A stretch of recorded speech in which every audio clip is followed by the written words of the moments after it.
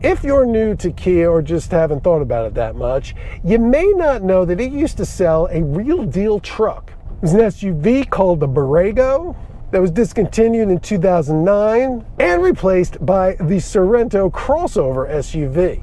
But now there's one of them that's more like a truck, at least a little more like a truck.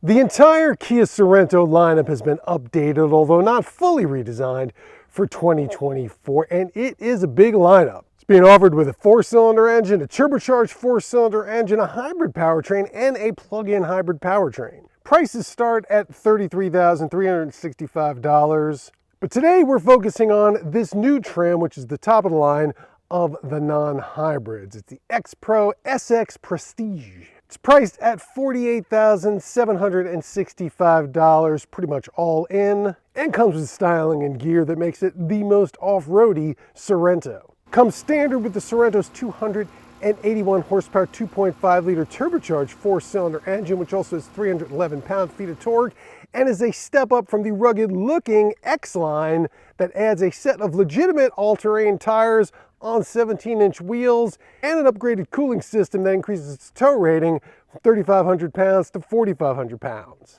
But despite its standard all-wheel drive system, it's still pretty far from a hardcore 4x4. Has 8.2 inches of ground clearance but limited underbody protection, and is really more of a less soft roader than an extreme machine.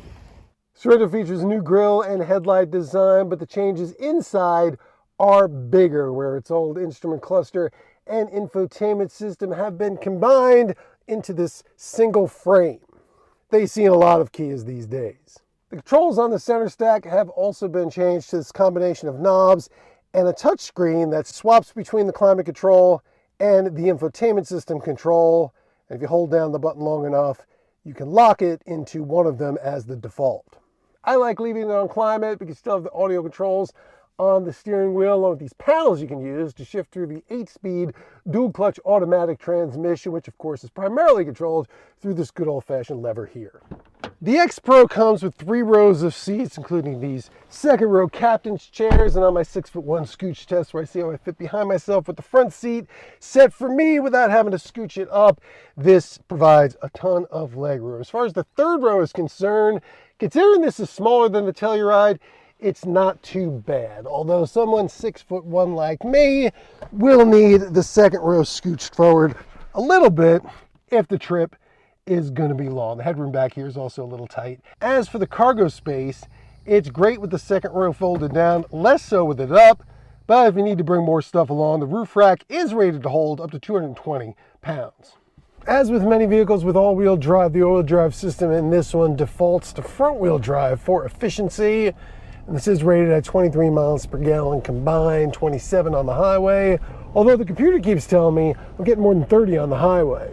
You can lock it into all-wheel drive if you're anticipating being on slippery surfaces for a long time, like I am right now. However, the traction management system in the X-Pro oddly doesn't have a dirt or sand setting, but it does a pretty good job of this kind of stuff, much of which you could probably chalk up to those tires. That said, while I never got stuck today, a couple times I felt like it was almost gonna be, and I think maybe Kia can improve upon that. One thing you definitely have to keep in mind is that while 8.2 inches ground clearance is great, the suspension is the same as the other Sorrentos. This doesn't get special springs or shocks. Unsurprisingly, this is very good on the road, in part because I don't care how technologically advanced your car's suspension system is, nothing beats tires with a nice fat sidewall on them like these. And while these particular tires technically are all-terrain, they were engineered to deliver a good on-road ride. Along with that, the Sorento is very quiet on the highway, and the X-Pro comes loaded with all the goodies, like Kia's excellent lane-centering adaptive cruise control, which is a hands-on system, but keeps the vehicle dead in the center of the lane and can execute a lane change when you hit the turn signal. It also has a video rear view mirror and a 360-degree camera system that's mostly for parking, but comes in handy out here. One thing I would change about that is that it shuts off after you're going faster than 5 miles an hour, so they should have an off-road mode that doesn't just improve the traction management system, but also lets you keep that on all the time. Vehicles from some other brands let you do that. As far as driving off-road all the time is concerned, that's not what you buy this for. It's for driving off-road to get from two places that aren't off-road, or maybe to go camping, but definitely not for very serious stuff or even very bumpy stuff like this. Can handle more than I expected it would, but doesn't seem to enjoy it. But overall, and for what it's actually trying to be, I like the Sorento X Pro a lot. I will say this Road Rider brown paint should probably be called off-road beige, but it does seem very appropriate out here in the sand.